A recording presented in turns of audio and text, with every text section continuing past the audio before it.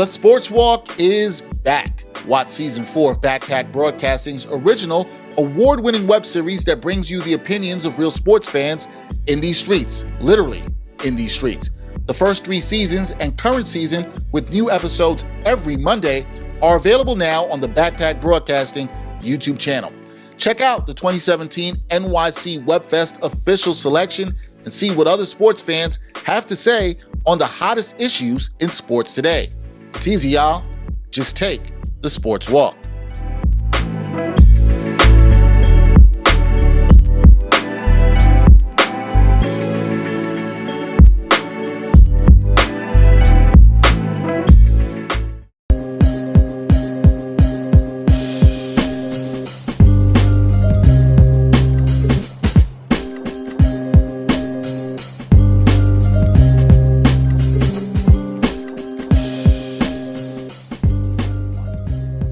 Ain't Hard to Tell podcast, episode 204. Dexter Henry Brian Fonseca here. 204. 204. Yeah, you just love as the numbers climb up. That's all you care about. Yeah. The numbers. I'm already thinking about because 210, 222, 222 is gonna be a fun one. You know what I'm saying? Okay. I mean, it'd be easier if we got some sponsorships. You know what I'm saying? In order to but. We're working on that. I can't even complain because actually, recently things have been looking up. So things been good. You know how we do Backpack Broadcasting, Props Network venture here. We got a lot to talk about on this episode. This is going to be a very baseball-centered episode. We've actually spoken about a lot of baseball in the past month for different reasons. But more than during the season. More than probably during the season. Yeah, you're right about that. And a lot of it has been focused on the Mets. But there's a bigger problem with baseball. Well, in fact, there's 2 different major problems. And our guest will talk about that. We have our guest. He's back with us on the podcast for the second time. First time I believe he was with a different outlet when he was with us, if I'm not mistaken. Mm-hmm. Before last year. It was before last baseball season, I think. That's right. He was with a different outlet. He is now leveled up, which I like seeing us do. He is now with Insider. He is a fantastic writer, fellow member like myself, New York Association of Black Journalists. My man, Bradford Davis. You also saw him on, I believe that was episode 3 of the Sports Walk this season. Brad, what's up, man?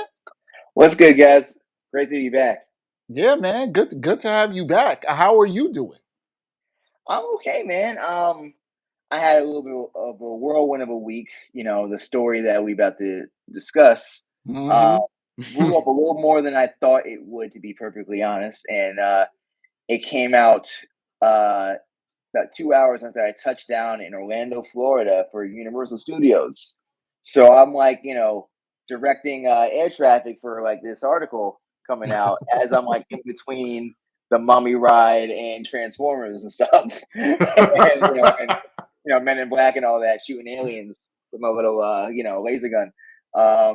So that was that was a little annoying, honestly. Having to kind of do that and do the media hits and all that, but worthwhile labor. But it was just I wish this wasn't all kind of on top of each other. That being said, it was still a great vacation. Universal was great. 2 thumbs up. Cabana Bay Resort, worth it. Florida should wear my mask, but I don't know. I mean, I'm burnt out on on trying to be a decent person to other people. Laser tag is the shit, or I should say, encouraging other people to be decent. Encouraging other people to be decent. Yes. We're glad you are back from Florida safe and triple shotted. We definitely like that as well too. But and my shot's not plant based either, by the way. Shouts to Kyrie. Give me the good non-vegan shot that actually protects you. Well, if you know anything here, Bradford, Brian loves any shots at Kyrie right now. he loves any of that. The man who won't take the shot that needs to be taken. Yeah. But we digress. The happiest he's ever been, allegedly. Allegedly. All right, but let's get it. We'll talk some baseball. Bradford, baseball work stoppage. First one since 1990, right? 94, no? No, 94 was just an in-season strike. That was in a work stoppage. Correct, Bradford? You're the baseball guru on here, correct? You know what? Oh, dang. I feel like I know every question except that one. No, 94. Yeah, 94 was a strike. This is a lockout. Lockout. They are different. Lockout is something that the owners decide to do. It's something like, you no longer are allowed to work for us, and we don't have to service you in any way. That's basically what it works. What a lockout is, and that's what's going on right now. That's what's going on right now. Okay. Technicality. Technicalities. I was born in '94, so apologies. You know what I'm saying? There you go. So you're not even light flex. I don't. I grew up like it took me like 7-8 years until like I didn't even know there was like a lockout or whatever the fuck that we just right. So the way I look at it, Bradford, is that was just pretty a nice way of him trying to make me feel old. That's exactly what it was. Listen, Dex, I'm a few years away from using Keeps. All right, like I'm telling you right now, like, like I'm a few years away. Let's practice some radical transparency. I use Keeps right now. That's why I got a hairline. So hey, I'm gonna do it because a lot of the podcasts I listen to, they have deals with. Dex, we might want to get on that. You know what I'm saying? Well, what I'm going to do is I'm going to send Keeps that clip of Bradford just showing them on that, and then we talk about them in their podcast, and they need to send us something. And y'all think I'm playing? I will. For real? No, we got to. Bradford, that's cool. If you're cool with me putting it out there. All good. Listen. I enjoy Faze more than Baldy, so like by all means, let the world know that that men do not have to can take care of themselves. Yeah, there we go. I honestly think that that's the moral of the story: is that men should feel confident and take care of themselves in whatever way their body needs taken care of. I'm not ready to be Miguel Cotto yet. You know what I'm saying? So that's why I'm like the sides over here. I'm like, yo, we were sharper a few years ago. Like, what's going on? I'm like, it might be stress. I think it is stress. Honestly, I think it is stress.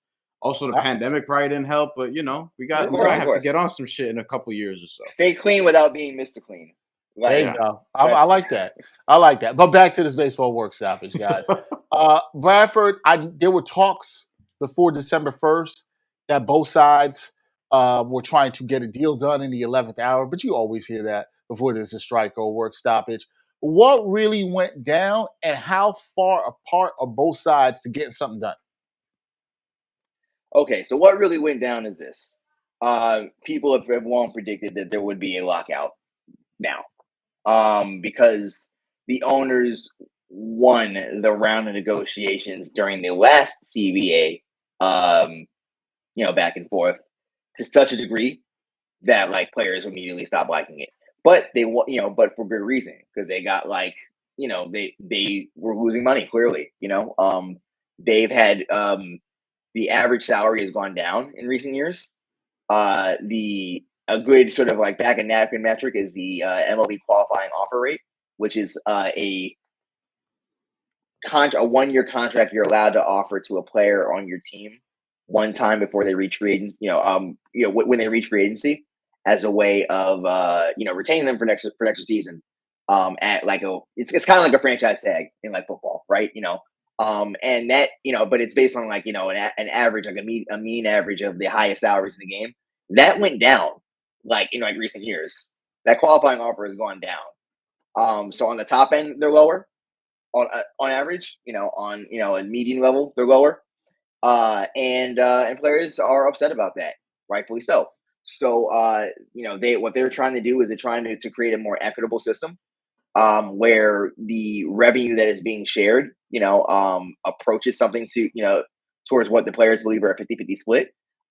We only have sort of estimates as to what revenue actually is because no one opens their books ever on what what money is actually going in the game. When I say nobody, I mean the owners. So we have those like Forbes rankings. We have analysts, outside analysts, but we don't actually have the accounting. So anyway, they want a better share of the revenue. They want to be able to be their pay to correlate with their best and most productive years right now, which is similar to most sports, frankly. But like, when the income that you make when you reach the league is much, much lower in those early years, despite those years often being your most productive seasons because you're in your athletic prime. You know what I mean? Like, so for anybody who's like, run a lap in your 30s versus your 20s, like it's different, And so it's the same for baseball players, right? Brian don't know that he was born in '94. Yeah, you don't know anything about that. I ran track he's and in his cross prime. country though. Yeah, I but you ran haven't track done and it in cross your country 30s. though. You know what I'm But you saying? haven't done it in your 30s, so you do Yes. not know that feeling. I haven't tried that much Right. in my 20s, if I'm being totally honest. Not So Listen, recently. but like he's basically calling himself the point fat is lazy. you're Gen Z adjacent, so like this is a grown folk conversation right now. Yeah. I do want to ask though, like, because we've actually talked about that up here in terms of like arbitration and it being stupid. How long the rookie contracts are. Players like Jeff McNeil, for example, is one who's not going to be able to see free agency until he's like 33 or something like that. Great example. Yeah, which is common because, and like he's somebody like Jacob deGrom didn't get to the majors until they were 26 because they went to college for 4 years, went through the minor league system. It took a while. So not everyone is able to get to the majors at like 21, 22 where they can be a free agent sooner. So like, do players want to get rid of the arbitration system, I should say? And like, is there a push to actually do that? I would imagine that, baseball and, people like Rob Manfred are going to be like, nah, get the fuck out of here. What they want to do, that's a great question. What they want to do is they want to reach free agency at an earlier age. Right, which something is closer to the athletic prime. Right. Right now it's like they want to reach about like 29 or something like that. Which is when they can still be, they're still like in their prime where like both their skill and their athletic talent are still at a high level, and you could arguably, and you could still say for many folks, especially with nutrition and everything, the best years are ahead of them. And so capturing a little bit more of that where, in the free agency market where teams are competing for your services rather than, one team deciding what they want to pay you, essentially, more or less. That is what players want without having to concede, many of the things that just that make that sort of trade-off not worth it. I think they want, they want that to be, they want the salary league minimum plus arbitration period to be like a 5-year, system. Last I checked, instead of like a 6 or often 7-year system. They want to make, they just want that money to correlate with their best years. Right now, another thing that happens right now with younger players is that even the very best prospects don't always play the moment that they are, but at least by talent evaluators appear to be ready for the show.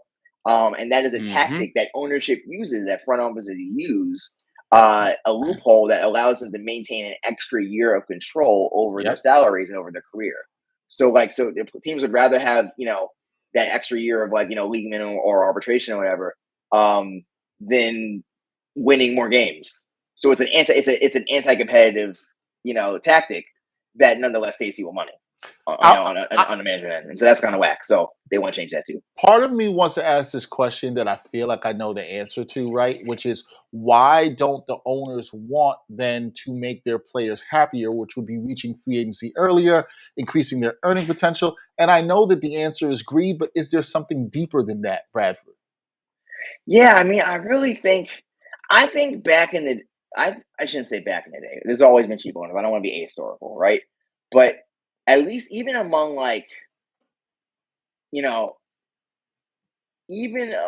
in recent decades, there were often maverick type owners who just kind of like cared about winning at all costs. Where the ownership of a team was like sort of a sense of pride, and they wanted to, win. So that was often George Steinbrenner. Not always. He also colluded against his players. He was one of the owners who did that against free agents and all that. So he doesn't have a perfect record on that, but he often set the market with free agency, and that's why the Yankees ran super high payrolls. People forget the dynasty was homegrown, but they had a lot of big trades and free agencies, like the Jeter dynasty I'm referring to. And then when those players reach free agency, they often or about to reach free agency, they gave them big money and extensions or new contracts. So like that was how George Steinbrenner used to run the team, to give you one example. But his son, Hal Steinbrenner, does not have the same, does not appear to have the same kind of pride in being the owner of the Yankees, despite the, so like it becomes more of a piggy bank where they still run high payrolls, but they're only high relative to all the other teams that are engaging in anti-competitive tanking practices, not high based on the actual money the Yankees are bringing in. if the ratio was similar to what it was back when George Steinbrenner was alive, the Yankees would have like a $300 million payroll, and that's not even an exaggeration. That's just like based on inflation, plus franchise valuations, going up significantly over the last 15, 20 years. So the Yankees currently like in both pay like less money towards their players than they used to, back in the Steinbrenner days, and that's how I think even a lot of the teams that used to set the market are now behaving. And so that maybe Steve Cohen is like kind of changing that a little bit, because clearly that dude is like ready to spend and he don't care, which is, by the way, is a good thing, and I've criticized Steve Cohen for many reasons, but like he's spending out there. He's trying to field a competitive team with the best resource that he has, which is lots of money. He will never, he's never going to run out of it. But we need more of that in the league, because the valuations are crazy. Every single team except for, I believe, the Miami Marlins is worth over $1 billion. The TV contracts are coming in are crazy. They have the money to go out and pay everyone a much higher wage, including the minor leaguers, by the way. But they ain't doing that. So basically, they just don't want to, right? Like they don't want. Right. Like that's a very long way of saying yes. It's agreed. And then you compare it to like these other leagues, right? In the NFL, I think if you're a 2nd to 7th round pick, the team. I mean, granted, it's still not a great setup, but it's 4 years, and then you can go be a free agent. Basketball, if you're a 1st round pick, it's 4 years, and then you can go ahead and be a free agent. Of course, they could decline your option if you suck, and then you're screwed. But that's sort of how it works. And then if you're a 2nd round pick, it can be 3, 4 years, whatever the case may be. But the point is that, especially in the case of basketball, because you have 19, 20-year-olds entering the draft, you have guys that are 23, 24 years old, 25 years old entering free agency. And in baseball, that's when guys are often like entering their first rookie season. Yes, right, exactly. Like, that is the life of a major leaguer. You might get drafted at 18. You might spend 6 years in the minor leagues, even if you're a good, talented player. And in those minor league contracts, are bad. They are poverty wages. So you spend those 6 years in the minor leagues, and then you finally make it at age 23, 24, 25. You play your best years, making salaries way, way less than the actual value you bring to your team. And then finally you hit free agency and you're 31 and you might be declining a little bit, and all of a sudden nobody wants you. Right. Yep. That's untenable. That's untenable. And that's not the credit to NBA and NFL, who have horribly oppressive systems in their own way. Salary cap should be all abolished, but at least at least the production correlates with with the agent output and actual salaries correlate with production a lot more in those leagues. Right. One other thing I want to ask you about on the work stoppage too is, where are they? I know there's a difference in what the players want and the owners want in terms of a postseason format, right? In terms of expanding the amount of postseason teams, right? So there's been some talk about going from 10 to 12. I think MLB, they wanted 14. What do you think, they come in the middle at 12, or where do you think that goes? I'm pretty confident expanded playoffs will happen. Okay, I think it makes sense for everyone. Frankly, I think it's argue. I guess I think some folks will argue it's not that it will increase competition by giving everyone more of a chance to make the playoffs, and MLB, the playoffs are a crapshoot. Sincerely, where like a team can get hot and just dominate. That was the Atlanta Braves. The Atlanta Braves were pretty bad for like 4 months out of the year, as Brian, as a Mets fan, knows very painfully. Dexter is too. Yep. But then right, exactly. But then they turned, they turned the Jets up, the last 6 weeks of the year, and Cruz, and then of course Cruz dominated, through the postseason, beating teams that were largely. I think they were always the underdog in every single matchup they had in this postseason. Yep. All the teams won more won significantly more games than they did, and but it didn't matter. They won. For most of the year, they weren't even the best team in their own division. Yes, exactly. Which is more painful. So I think you can kind of like rationalize like the idea of like, okay, sure, we're just a mediocre team, but we made it, and all we gotta do is win a best out of 5 or something like that, or win this wild card game and then win a best out of 7 and then anything can happen. You know what I mean? Like, it's not like the NBA where you kind of know who the final 4 are going to be.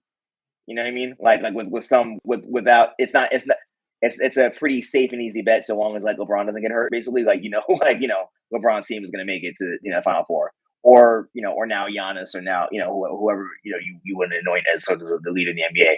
Like, baseball is not like that. Like anything can happen in a short set. So I think that will be the concession the players give, because it will generate more money for owners.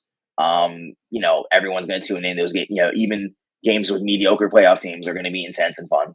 So right. I think that could, I think that'll be the wave. You see, the owners, they'll be about it if it comes to giving them some more money. They'll be fine. I mean, it's more money for everybody. And they know. You get my point, though, right? It's more money for everybody. But it's more. But what the players are saying, it's more labor from us. You know what I mean? It's more work. True. Like I might want to be on vacation if my team is okay on September 30th, let's say, right? And a wildly underdog or something like that, and they might just say, okay, well, we'll give that to you guys because it's worth more to you than to me. But if you revise our salary structure, we'll take it. We'll take those extra days that generate many millions of dollars for you. So with all that being said, I guess we got to land on, okay, do we think this ends? Do we think this ends before the season is scheduled to start? Or do you see this as a long-term work stoppage? My lean is that it will get resolved. It's whack how it's happening because not work stoppage, but lockouts are not necessary. Like, they're not. You can still continue to negotiate without forcing players who are, say, rehabbing an injury to seek out a doctor independently. You can still do that. The MLB has not provided serious offers or serious, to the MLBPA, the players union. And so, so using that rather than in a good faith negotiation, which would mean maybe you have some quibbles or disagreements about but a serious offer from the league to the union, could you could have that's one way you can do this, in total good faith, where everyone kind of working fairly and having some friction, but it's that the MLB is not doing that. They're not offering, they're not making good faith offers. They're trying to speed it up on the back end by forcing the players into an uncomfortable situation. And so there are lots of ways to do this, but they're not choosing a good way. That being said, I think that the players do need it, and the owners need it as well, because of, frankly, the pandemic. Everyone lost a lot of money in 2020, right. Which isn't to say the owners aren't super rich, but they did. But they took some hits in 2020 because there was no reception to the gates. There was no games being played for 3+ months. And then even this year, everything, attendance was way down because of the pandemic. There were state and city laws in place in a lot of places, and of course, just a lack of demand for going to stuff when you're in a pandemic. So I think that the money that ownership lost, or revenue, or expectations that weren't met in the last couple of years, will lead to them coming to the table eventually and working something out before games are missed. Maybe it ekes out a little bit into spring training, but that's my gut, and that's kind of what I think a lot of players have told me they're feeling this. But anything can happen. I just think that things will be okay. It just sucks to see it happen in bad faith rather than good faith. It does. It does suck to see that. We've talked on this podcast a couple different times over the last couple of years about just how slow free agency generally is. This year was the opposite, seemingly anticipation of this lockout. Was this sort of, maybe this isn't the right question, but you'll know where I'm going. Was this sort of by design so that the owners could be like, see, look, we paid the players so much money and now they want to lock out, or whatever the case may be, and just sort of pointing the finger at them when it's mad disingenuous and that's some typical billionaire shit? Brian, you asking a very sneaky question. It may be sneaky. Look, that was that not what Rob Manfred's mentioned, in his open letter to the fans? We spend our team spent a tremendous amount of money in free agency in the last few weeks. So how can you say anything's broken? And a lot of people in the media ran with that line. And that, look, everyone is clearly competitive because look at all the money being spent out there. Again, ignoring the wider context, the larger trends. I imagine that wasn't, I can't say it's the entire motivation, but it's part of it, because just 4 years ago, Bryce Harper, the reigning MVP, had to wait until spring training to sign his contract. Was on the cover of the show without a team. Yes. He didn't even sign with the Phillies yet. He's the cover athlete. Yeah, didn't even have a team yet. He had that Joe Random creative player jersey. Yeah. And then they updated it with the Phillies one. Right, exactly. So I mean, that was that's a real thing that happened in 2017 and 2018, or rather, no, 2018 to 2019 off season.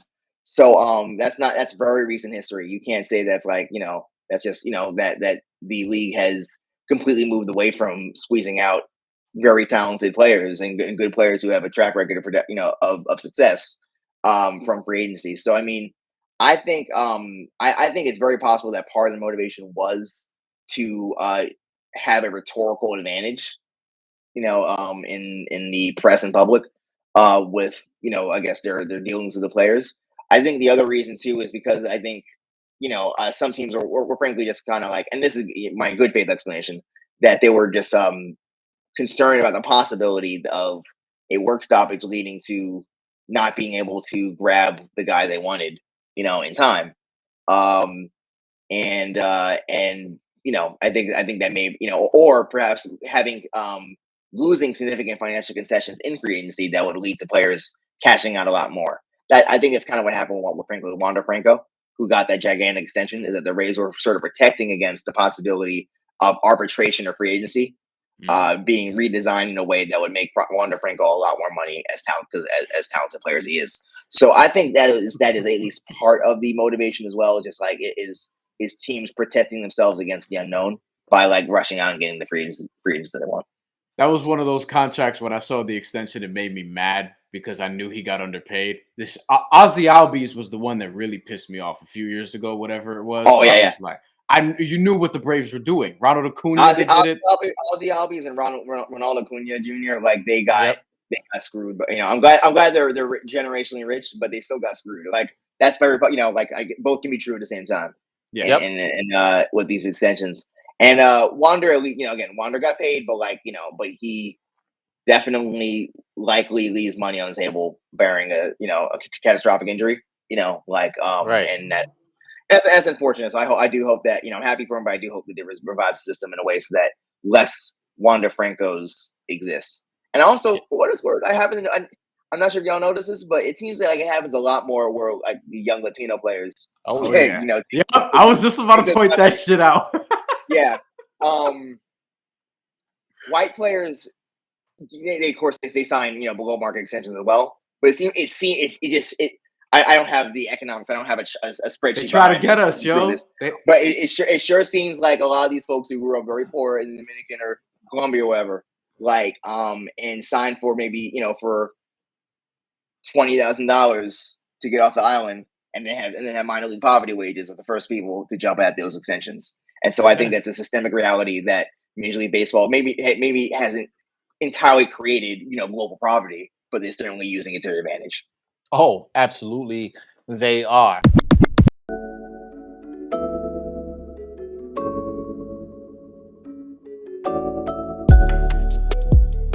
Backpack Broadcasting continues to bring you the best original sports content, but now you can get more of the content you love. For as little as $3 a month, you can get access to bonus content, including behind-the-scenes footage and interviews from the Sports Walk, Sideline Stories, or the Ain't Hard to Tell podcast. All this exclusive content comes via Patreon. There are tiered levels of patronage, and each Backpack Broadcasting patron receives exclusive perks. Your support helps Backpack Broadcasting create more of the original content that you love. Visit Backpack Broadcasting's Patreon page and become a patron today.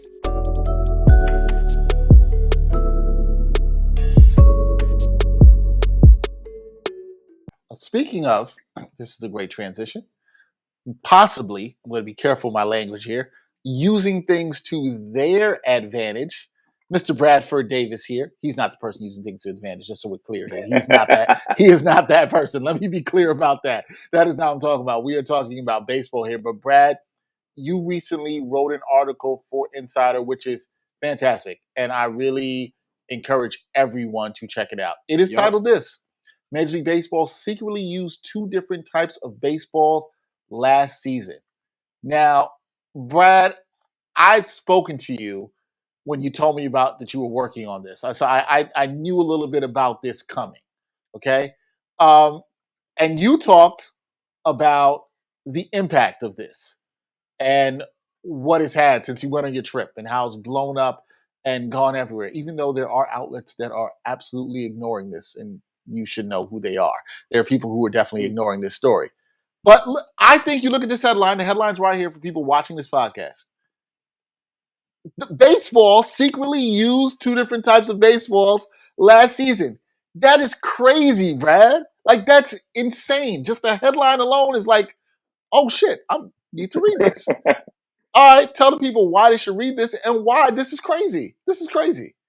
All right, so that's the piece I was teasing when y'all introduced me. I wrote it for Insider, which is where I work as an investigative writer.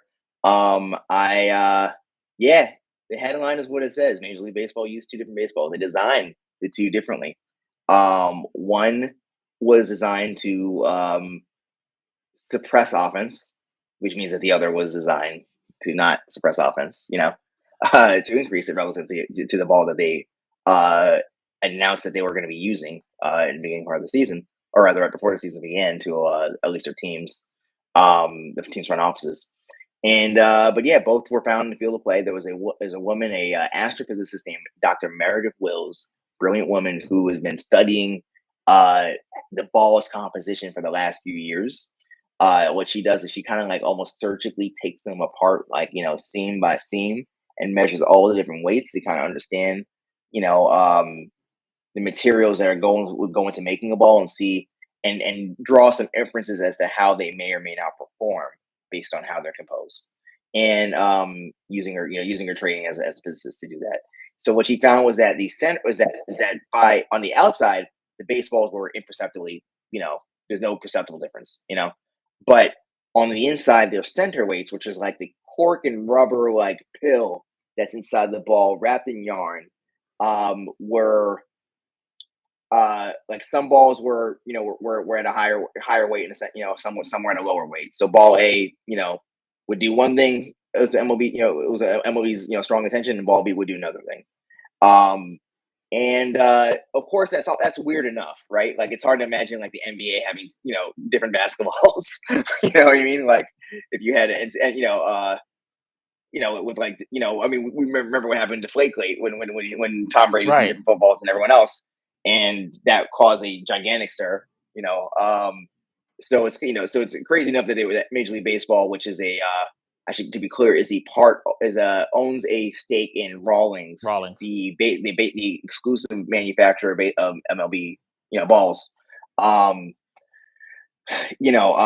doing that, but then not informing people in any sort of way that anyone can trace. Like, that just makes things even crazier.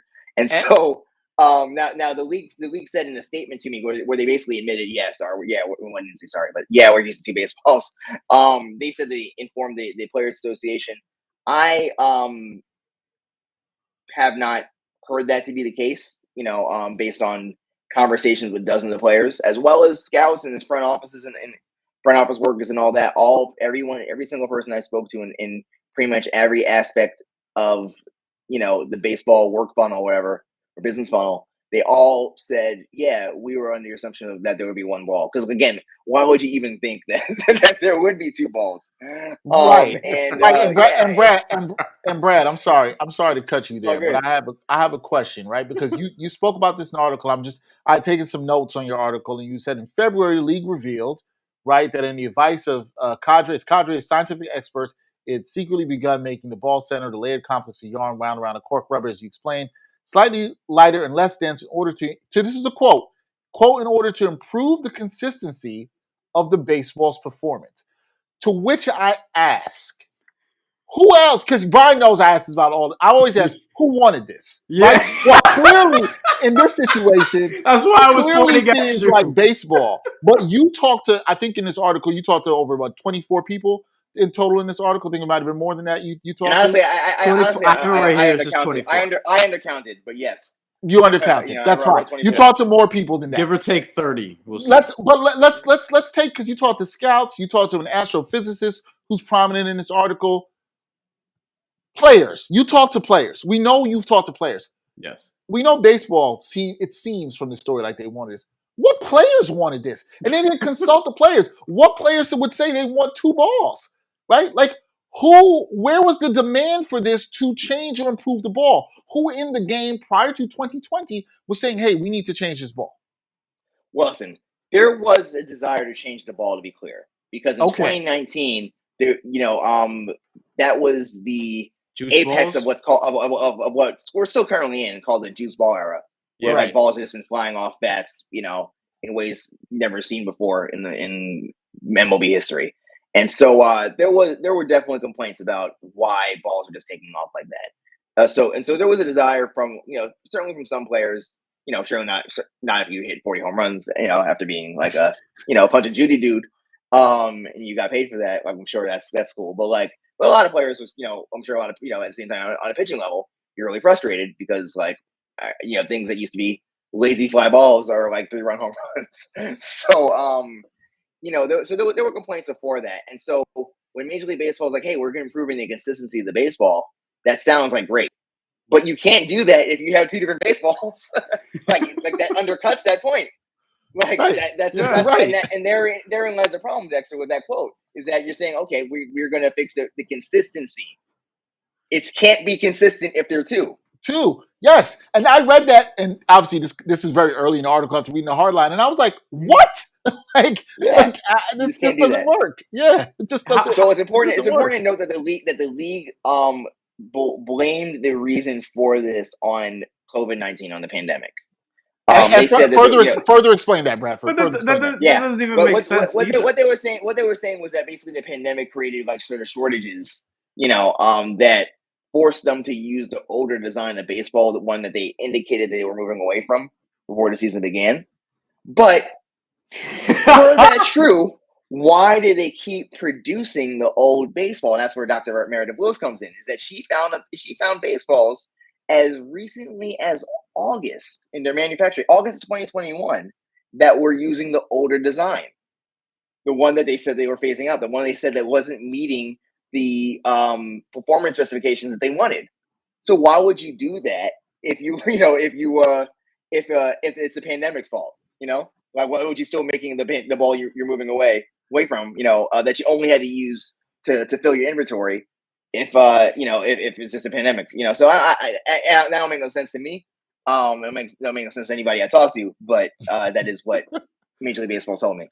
This is a case of, I look at Major League Baseball and I say, we don't believe you. We need more people, right? I'm not seeing this at all and how this adds up. And especially, I trust Dr. Wills, the astrophysicist on this, who studied this and has looked at this. And okay, Brad, here's my thing. And I got to think this is Brian's question on this too. Okay. Your article to somewhat has exposed, I don't want to say exposed baseball, but it's exposed this, right? It's exposed that 2 different types of baseballs lose this season. It is a fact. Baseball admitted to this. They gave a reason. And okay, now what are we supposed to do from this? Because clearly from your investigative piece, there are some players that are upset, and I think rightfully so. But where does baseball go from this? And does this impact negotiations with the new CBA at all whatsoever? Does this have any impact on this going forward? Great question. I mean, look, the NBA actually has a very interesting analog to this. Back in 2006, you may remember this, but Spalding went from their organic material basketball to a synthetic ball. They gave a couple of them to players at the 2006 All-Star game, which is, I guess, before, that's for the 05-06 season, not the 06-07 season, right? And a couple, and they tried out a little bit, but it wasn't. But they did not give the players a whole lot of heads up on this. You know, they weren't ugly testing ass it basketball, extensively. yo. And so they were pissed when the 06-07 season began. Yep. And everyone was like, "Oh, this is slippery. Oh, my shots off." Like bad. we were, By the way, it still made NBA Live 2007. The ball was in that game. Verified. Okay, like that ugly ass ball was in that game. It was. That's hilarious. I think I moved on from Live to 2K. But I realized I don't know what I had. I was still hanging on at that time, sadly. But I moved on after that. But, that was actually my last one. but back to the situation, it was such a controversy that like Mark Cuban actually like commissioned a study to investigate how the ball was impacting the game. And the NBPA, that's the NBA Players Union, they filed a grievance with the NLRB, the National Labor Review Board, over the lack of input they had on the equipment that they're using. Like, it was a really big deal. It's such a big deal that this year, when they actually switch balls, but at least include the players a lot more, from Spalding to Wilson as their official manufacturer, players were still like really, really concerned about like this. Like, people were speaking out preemptively about this. They better not do what they did last time. And then even still, I think Nikola Jokic and Embiid, Paul George are all complaining about the shots being off this year. These aren't like small fries. These are like perennial all-stars and the top 2 MVP getters of the last season. They're all, they're people are upset. CJ McCollum was like talking about how he's like collecting input from the union. CJ McCollum being the president of NBA, like to see if like they need to do more to speak out about this ball. So I mean, so that's just right. You don't even have to go into other countries where tampering with equipment has literally gotten commissioners fired. That happened in NBB. That's Japan's top league. They messed with the ball, and the commissioner had his head roll for it. So like you just go to the NBA, like in recent living memory, and you can see like how bad this can get. So as far as right now, like the union does have a lot of concerns, like first order concerns about like just the pure straight out economics of this. But I think that I think that they are still very pissed. Like a lot of players have told me that a lot of people who were apparently like negotiating in the wee hours right before the lockout, like had all been pretty familiar with like the or become familiarized with the story after it came out, and we're talking about that amongst themselves. So I think that if there can be more economic lines drawn, like say, hey, did one team say disproportionately get more of ball A than ball B? Like if that happens, like I think there'll be a war. Right now it's just it's a point of concern. It does say something that I'm glad you brought another league in North America that had a ball issue and players were vocal about it, and it was clearly shown that, hey, you need to talk to the players, and MLB knows that, and they were like, nah, we're not going to talk to the players. I guess the last thing from us on this, because we know you got to go, Brad, is that I don't know if you can say where you go from here. You said you think it'll be a part of lockout, but I think one of the other things that could be moved towards future work for you is this doesn't impact just the game on the field. It impacts the money in the game off the field, right? In terms of sports betting. And you had some talk about that in your piece. Do you see this being the next sort of chapter for this story, the next thing for you to do and look at and dive into? Because it's not just about the competition. There's so much money in sports betting right now. These leagues aren't even denying it. So you got to get this information out there. You can't be hiding 2 balls. Like, you can't do that. Yeah, I happen to think the question here, Dexter, is like, what is MLB's contractual obligation to these gambling companies? Is this information about these 2 different balls performed 2 different ways something that they had a contractual obligation to provide to their betting partners? If so, they might have a lot of problems. That's all said. I would think they could. We know you got to get out of here, Brad. We appreciate you. Keep up the good work on Insider. Keep fighting the good fight and exposing the corruption, like people hiding 2 balls and doing all kinds of other stuff. Peace, man. We'll talk to you soon. Well, catch you later. Once again, that's Bradford. I'm sorry, I got to bounce. No, it's all good, man. Once again, that's Bradford Davis. He is investigative reporter for Insider, and we appreciate his work. So much interesting stuff there, Brian. Woo! MLB. Sometimes they just can't get out their own way, man. Can't get out their own way. The only thing I wonder, and this is a conversation for another conversation, but I just wondered sort of the collateral damage this could have towards minor league baseball. Not so much with the two baseball story, but what we were talking about earlier in terms of the lockout situation, because minor leaguers were already they couldn't play in 2020. There were no minor leagues in 2020. It's a great point. And all these guys had to just pick back up, resume their careers in 2021. Hope that they were, still good. You don't know how guys were able to practice or whatever, because baseball is a different one of those things. It's not like basketball or track where you can get out and perhaps find a park, and parks are closed at some points. But, baseball is a very particular thing. If you don't have like your little hit away, I don't know if people still use that, but if you don't have certain things, it's going to be hard to do. And if you're a pitcher, not everybody. And here's the thing that we talk about this during the height of the pandemic, which, we may still be get back to, I don't know. But in terms of practicing, like, not everyone has like this big house where they can just, throw a baseball or whatever the case may be, or shoot a basketball. Like a lot of these guys, because player movement is what it is, and they haven't, as we talked about with Bradford, don't really have those salaries yet. A lot of them just live in condos. And if you live in a condo, you don't have access to all the things that people who have certain homes do. It kind of depends on the situation from building to building, et cetera, et cetera. So all that stuff matters. All this stuff with baseball is so interconnected. It's going to be interesting to watch the work stoppage, the stuff around the two different baseballs. And it's crazy. I think it's crazy that what Bradford reported on still isn't getting more national play for some major media outlets. But you want to know why? Get your Lester Freeman on. Follow the money. Follow the money. One time for your mind, one time. One time for your mind, one time. All right, one time for your mind. We got some interesting stuff this week to talk about. Should be interesting. I got something about people. We talked a lot about people who don't want to get that COVID jab. Woo, there's people going through great lengths to not get this COVID jab.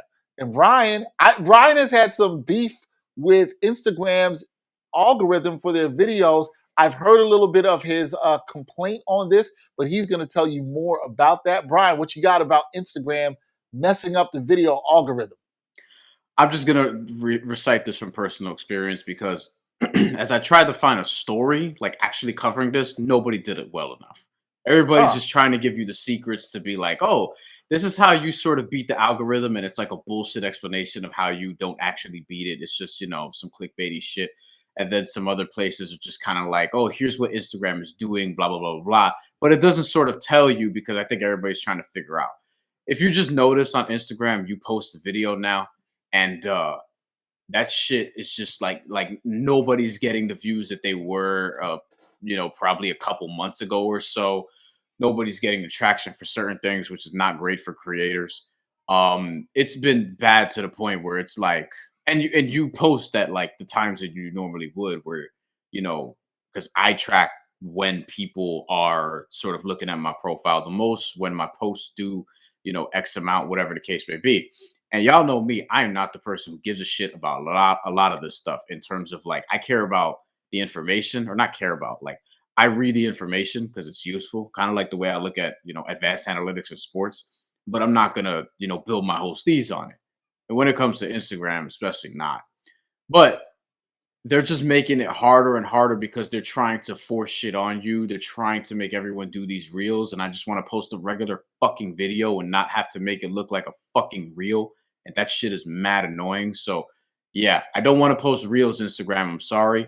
I make actual reels, working on a couple right now for the purposes of my career, not this fucking Instagram reel bullshit.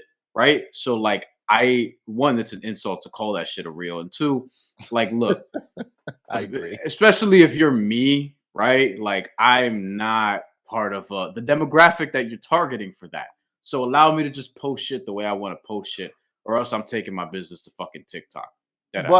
But here's my thing that I feel like a lot of people would want to know, and maybe I'm ignorant to this. Why? I know you might not have the answer to this, but I'm curious as to your thoughts. Why do you think Instagram has wanted to change up their video algorithm.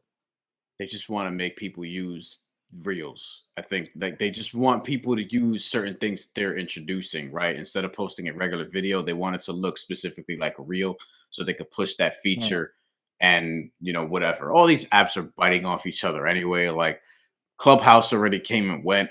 I'm seeing people do Twitter spaces every day. I was actually in one last night. I was not speaking, I was just listening. It was actually the first Latino Rebels one, which is it had our two previous A Hard to Tell guests were the speakers, Julio Ricardo Varela and Pablo Manriquez. They were talking about the stuff going on in DC. So I was just listening to support and obviously, gather some info. But yeah, like in Twitter Spaces, I like, but like it's a ripoff of Clubhouse.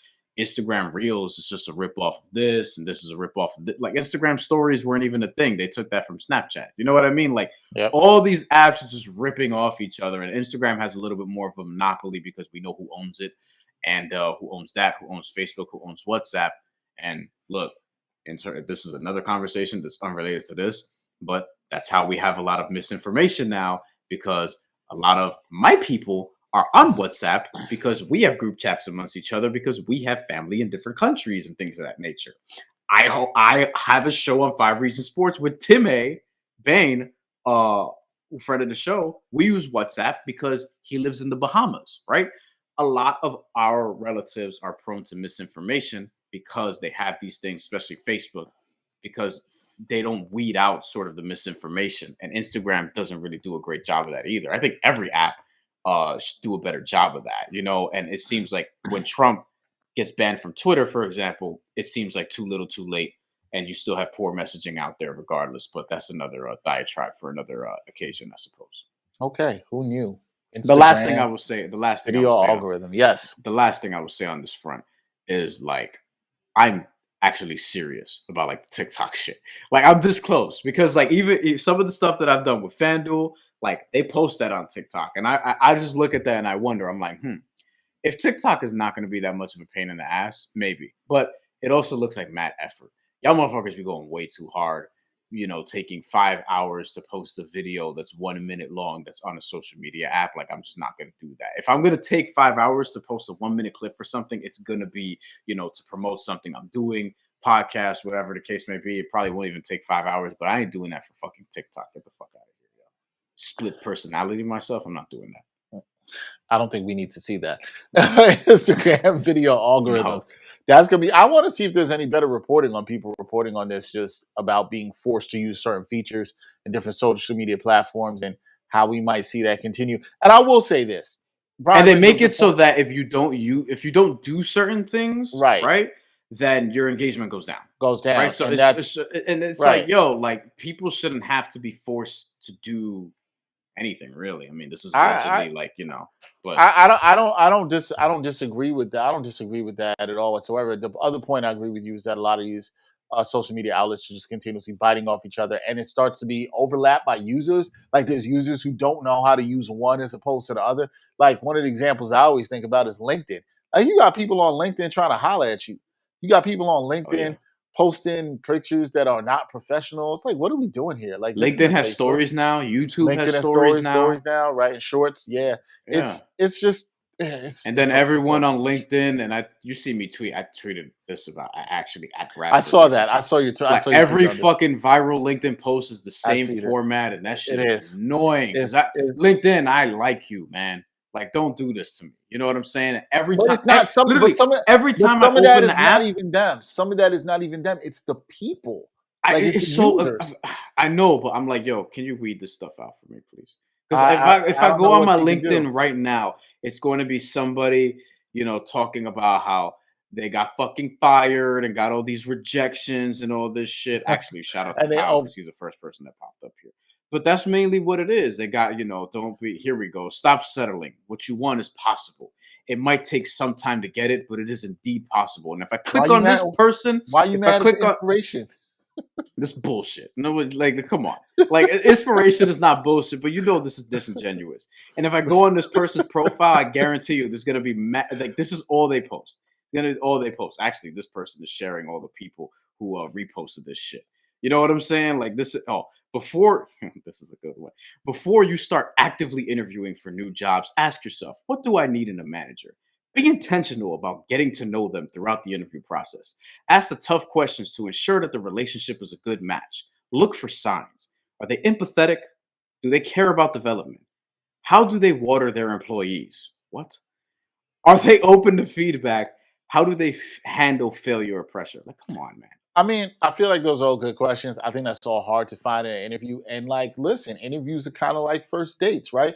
It's about No, first the impression. point is correct. And I'm just people- annoyed that this is what LinkedIn is now. Like, yo, dog, I'm just trying to find some work. Yo, trying but to find some people, people but I fuck with. listen, Like, people there are you talk about Instagram changing the algorithm. People there are just playing the algorithm. I'm not saying it's right. I'm just saying that's what they're doing. All right. What I got for one time for your mind.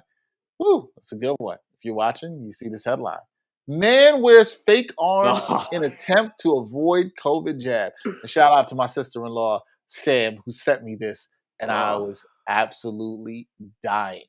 50-year-old man in Italy was supposed to, because Italy is now having they're having vaccine mandates in the country. good. And so this, which is great, we had, but this is a creative anti-vaxxer. Okay, guys. I mean, most anti-vax stand out there and say, I'm not taking it, blah blah blah. And I always say, okay, well, what's going to happen when you actually have to take this? You actually have to do this for work. You can't just be out here not doing anything. And so what I've learned from this in this story with this Italian man who tried to avoid getting the jab is people are seriously willing to go through certain lengths. But you know what I say, Brian? Everything's got a price, right? Mm-hmm. Everything's got a price. And what's your price? Now, this man actually was willing to pay a couple €100. This is according to a report from The Guardian. Okay? This man wore a silicone prosthetic arm. Okay? Put up a silicone prosthetic arm, fake arm, guys, when he was going to go and get the shot. Right? Crazy. So what happened? He goes in there, signs a consent form, rolls up his sleeve for the healthcare worker to come and put the jab in, and he or she, I believe it was a she, it was a she. She did not notice anything at first. And I'm going to read then from you. But when the woman touched the faux limb, she realized something was odd. Huh. She told the man to remove his shirt and discovered the trickster's strong arm tactic. The worker, Filippa Bois, I apologize if I had that wrong, told the Italian newspaper La Repubblica that she felt offended as a professional. Yeah. Adding that the color of his arm made him suspicious. Which Yeah. I was wondering, like, was this an Italian man with like a black man's prosthetic arm? Like, was it that bad? That, like, I just kind of want to know here. Okay, I have so many questions about this to this man. Also, why did he think this was going to work? How did he think this was going to work and not get caught? Right? By the way, €200. If you said a couple hundred, so I'm just going at least a couple hundred. Could be 300. Could be well, the equivalent of €200 to American dollars, so people know, is $225.68. Just get the shot, bro. Quote by Filippa Bois: "It was well made, but it wasn't the same color." She told the paper she could not see any veins. At first, I thought I made a mistake, that it was a patient with an artificial arm, which could be reasonable, right? A patient could have walked up there with an artificial arm, but that patient wouldn't roll up the sleeve to get the jab. He would have gone to the other arm, assuming that he or she had another arm. And like, here's the best part of the story. The man had no shame about this when caught. He tried to tell her, you can look the other way on this. You don't have to, you don't have to snitch on me. He said to her, would you have imagined that I would have such a physique? Based on the arm? The fake arm? What? Like, Yo, this is some shit. This is some Rick and Morty shit, honestly. Like, but I almost love that this stuff does happen in the world, because like if I saw this in a show, I would think it's bullshit. But like, this kind of stuff actually happens because people will just go to any lengths for anything. I am mad that even the town, I believe is Piemonte in Italy, the president said in a joint statement with the regional health chief, Luigi Accardi, the promptness and skill of the health worker ruined the plans of this person who will now have to respond to the judiciary. And I'm glad he'll have some kind of punishment. I mean, he should be fined like crazy. And the Italian newspaper, the Repubblica, suggested the same man may have shared a message on Twitter featuring a silicone bodysuit on sale on Amazon, along with the message, if I go with this, will they notice? So why does everyone give it away? Why does everybody have to tell on themselves before they even do something? Yeah. Maybe beneath the silicone, I'll even put on some extra clothes to avoid the needle reaching my real arm, the user reportedly added. Hold on, Brian. You were going to put on extra clothes under the silicone thing to try to... This is the lengths you're willing to go to not get a COVID vaccine? You know what's worse than doing all this and this shame that you now have to deal with? Getting COVID. That's worse. How about that? How about not wanting to get COVID? How about that? Just how about that? You can protect yourself instead. You're protecting yourself from actually having to get the shot instead of protecting yourself from the disease. It's like who is it? Antonio Brown and a couple others in the NFL that got busted for fake vaccine cards and they got suspended, right? It's like, yo, just get the shot, bro. Like, because you're doing all this shit. Like Kirk Cousins, remember we talked about this? The beginning of the year, he was saying, yo, I'll hide in plexiglass, whatever the case may be. Like, I'll do whatever it takes to not, contract the disease. Rather to socially distance from everybody, but I'm not getting vaccinated. And it's like, all right, so you're willing to do all that. And what happens if you get COVID? Like, it's so stupid. Cole Beasley, all this shit. Just get the shot, man. I'm gonna get my booster soon. So I will be getting mine soon. This man, I mean, if he wants to do anything in Italy, is their mandates are increasing, he's going to have to do that. But this is where we're at, people. These are the lengths that people are willing to go through to not get vaccinated. A fake arm? That's what we're doing now? And telling on yourself on social media? That was a meme before. Like, there was a meme going around of like the funny one. I can't really explain it, but basically, dude had a fake arm, got the shot, and then you couldn't tell, and then walked away with the fake arm and the vaccine card. It was like a meme, like an animated meme that somebody just made. And except now somebody took that as inspiration. Actually, someone's actually trying. Shit, honestly, the way the internet works, probably where you got the idea. On that note, that's a wrap for this episode. Last thing I will say. Wrote a feature on Latino Rebels y'all should check out about the U.S. sports leagues expanding to Latin America. Particularly in this case, talk to people at G League, Capitanes, Mexico City.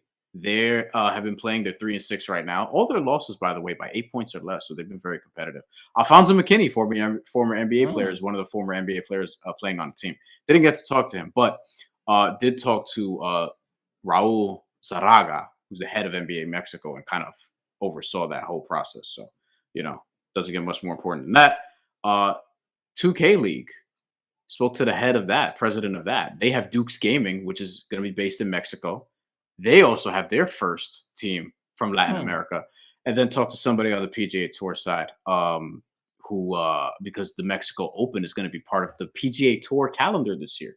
Not PGA Tour Latin America, Latino America. The actual PGA Tour calendar. The actual PGA Tour, FedEx Cup points, $7.3 million purse, et cetera, et cetera. So, look, one of the reasons why I wanted to do this was we're conditioned to sort of like, oh yeah, we have Canadian teams in all of the leagues except the NFL. We have Canadian teams in all the leagues, and I'm like, yo, Mexico's right there. Why don't we? But people have their stigmas about Mexico, and in recent years, we've seen like the international series, like NBA games, and there's been 10 NBA games in Mexico from like 2014 to 2019. The G League team is playing in Texas because of COVID restrictions. Because Mexico is like, yo, look, y'all motherfuckers think we're dirty? Tuh, we ain't letting you come down here to do your little sports shit. All right, we'll see you if you get your shit together. But Canada did the same thing. The Toronto Raptors had to play in Tampa. But yeah, it's on Latino Rebels. Go check that out. The headline is U.S. sports set on expanding to Latin America. So just check that out. some reporting there. Check that out. It's better than reading about somebody trying to avoid the jab with a fake prosthetic arm. Yep. On that note, that's a wrap for this edition of the A Hard Sell Podcast, episode 204. We remind you, as always, support Backpack Broadcasting on Patreon. You can check out the link in the comments as well. And as usual, we got to thank our patrons, the people that make it possible. You can become a patron too. Donate as little as $1 a month to help support the content that we are making. You know where to find us on Instagram, where Brian loves to post his videos now, and Twitter as well. Follow the A Hard Tell Podcast at AHTT Podcast. He's Brian Fonseca. I'm Dex Henry. Thank you to our guest, Bradford Davis, once again. Until next time, y'all. Peace.